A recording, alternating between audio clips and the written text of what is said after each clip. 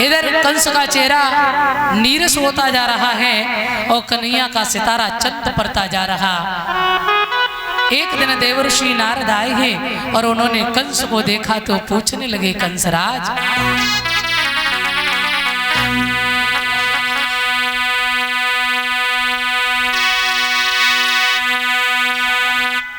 ज्यादा नहीं हल्की।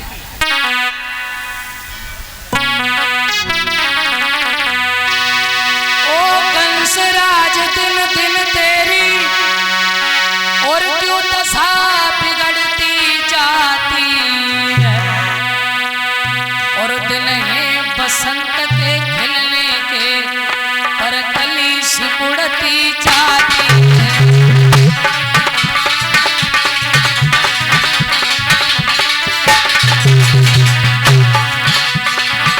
दिन है बसंत के खिलने के पर कली सिकुड़ती जाती है।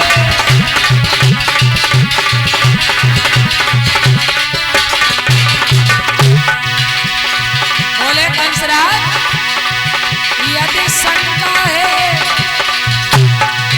यदि शंका है दुश्मन की तो धावा करके उड़ाए राजीव। अंदर से कोई रोक गयो, डॉक्टर पे दवा कराए डालो।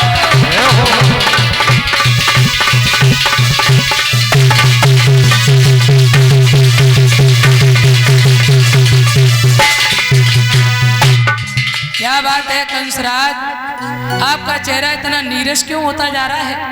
आपका चेहरा कमल की तरह खिला था, लेकिन आज ये बात क्या है? कंस ने कहा, महाराज कुछ पूछो मत। क्या बताएं, वो नंद नाम का अहीर जो है, आपने सुना होगा, उसके यहाँ 2 कृष्ण बलराम छोरे हैं। और महाराज मैंने उन्हें मरवाने का सतत प्रयास किया, लेकिन आज तक मैं सफल नहीं हो पाया। कहने लगे, वो छोड़ गया है गोकुल को,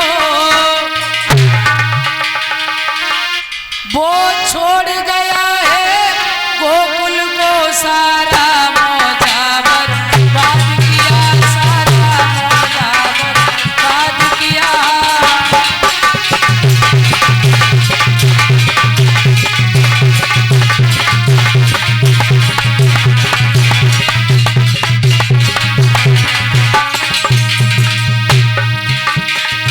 बोले वो छोड़ गया है गोकुल को, सारा मौजा बर्बाद किया।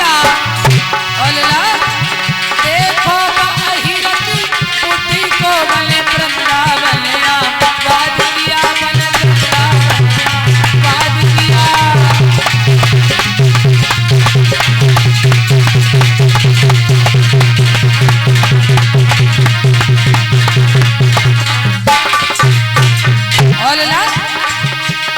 बोले बस उसी अहीर के तो छोड़े,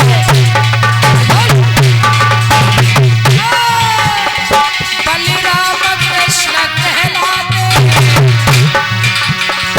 वही वृंदावन के भिख मांगे मथुरा में से, कहाते हैं मथुरा में से, कहाते हैं।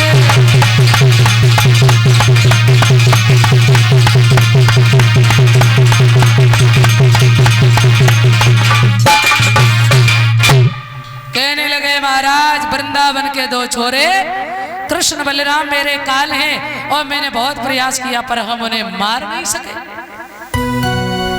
देवर्षि नारद ने मुस्कुरा के कहा, भोजराज कंस, अरे आप तो इतने बड़े राजा हो, कितने बड़े बड़े पहलवान हैं तुम्हारे पास में हैं, और तुम डर गए उन छोटे छोटे बालकों से? तुम्हारे जैसे राजा जिसके पास उतनी व्यवस्था हो? अरे नहीं नहीं नहीं कंसराज, बताया एक चिड़िया जग में ऐसी भई राजी,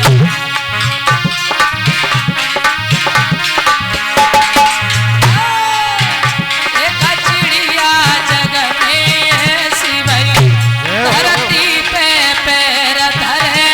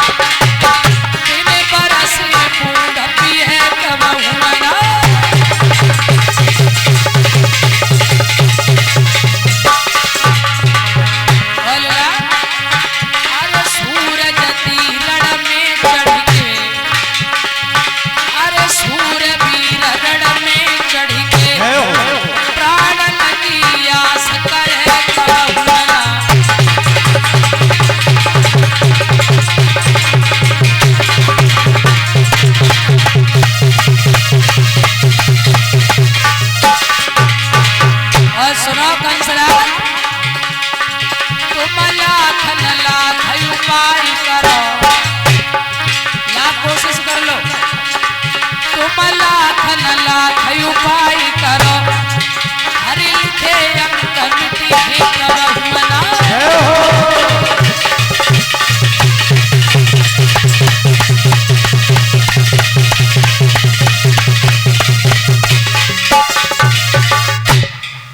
कहने लगे राजन, जो हरि की इच्छा है वो तो नहीं मिटेगा, मौत का समय जो निश्चित है वो उसी समय आएगी, और जिस वक्त मौत आएगी तो घड़ी न टलने पाएगी। और राजन तुम तो इतने बड़े हो, तुम्हारे पास बड़ी व्यवस्थाएं हैं, तुम कहाँ इन बालकन से डर गए हो? और सुनो, रही बात उन छोरों की, कौन सी बड़ी बात है? उन्हें मारना कोई बड़ी बात हो रही है? कौन है वो? अरे ग्वाले ही तो है, कौन सा भगवान है? देखो बाबा नारद भी सोच रहे कि जल्दी जाको घड़ा पूरो हो, हाँ, और कंस का उद्धार हो। उसी समय कहते हैं, अरे पूपन बन गाय चरावे,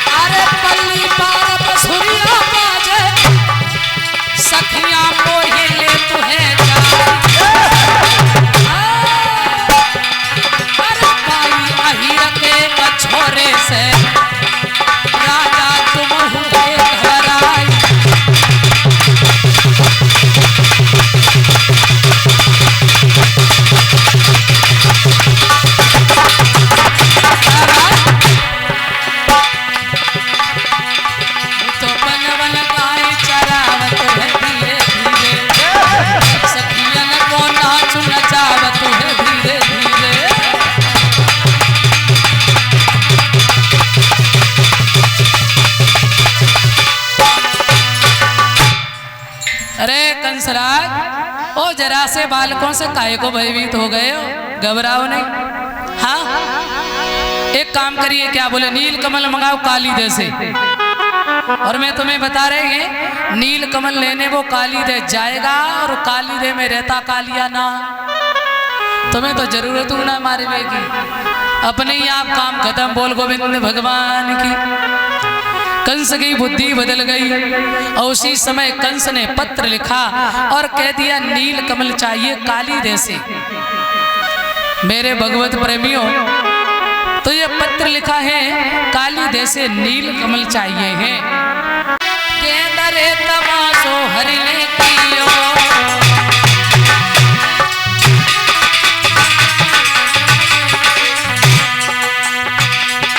और मारी निशाना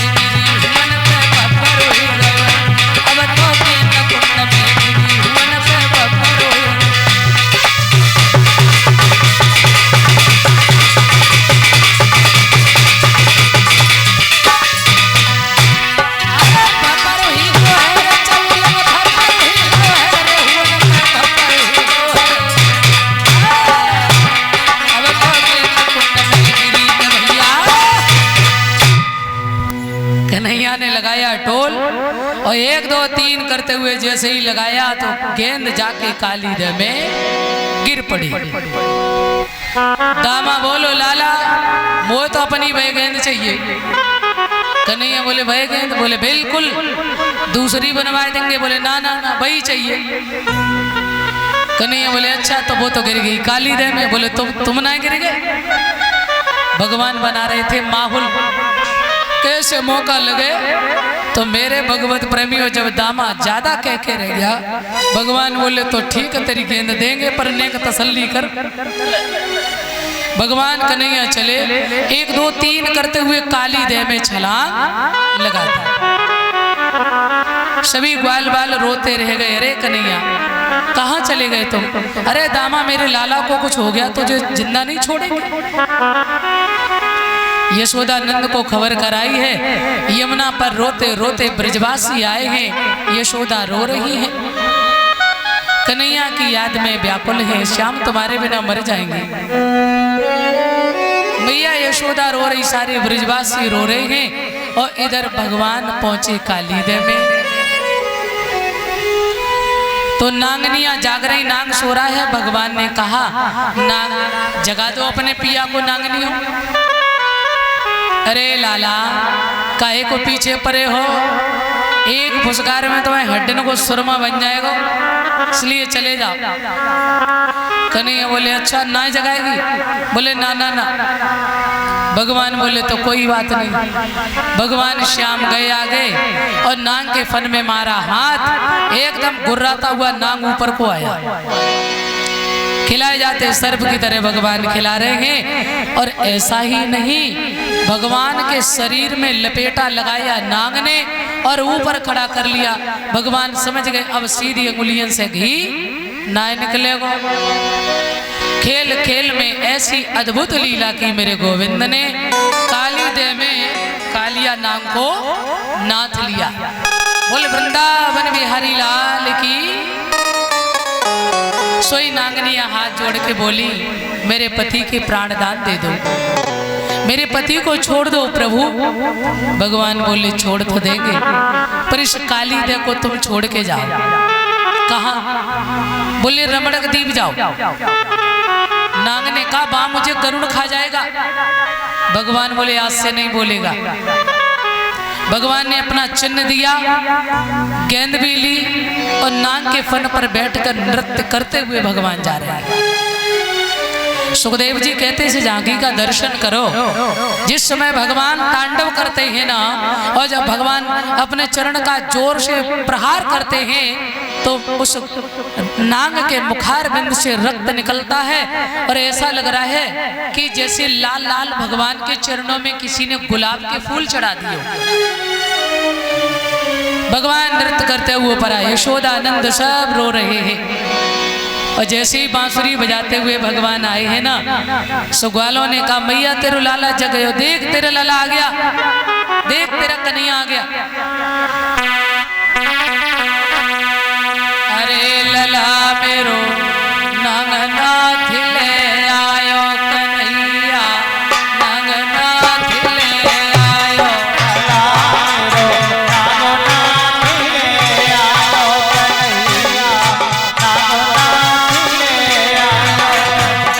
अरे नांगनाथ रेती में डारो, रेती में डारो तब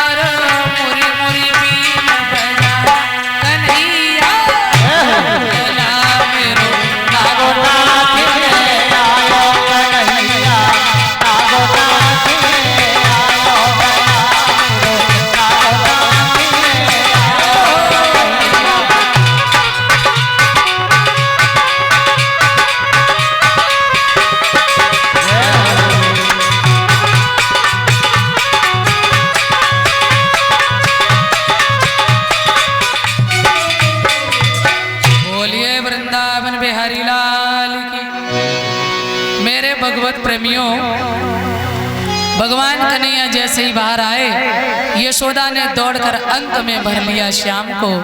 भाव विवल हो गई। लाला तुम इस काली देह में क्यों गए थे?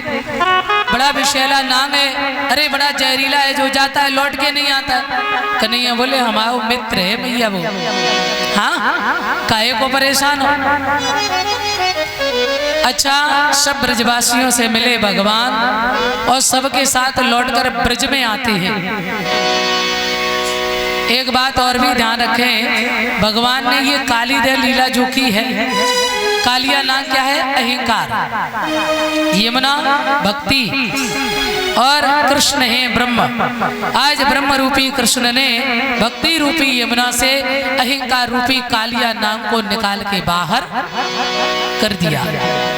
बोलिए सच्चिदानंद भगवान की।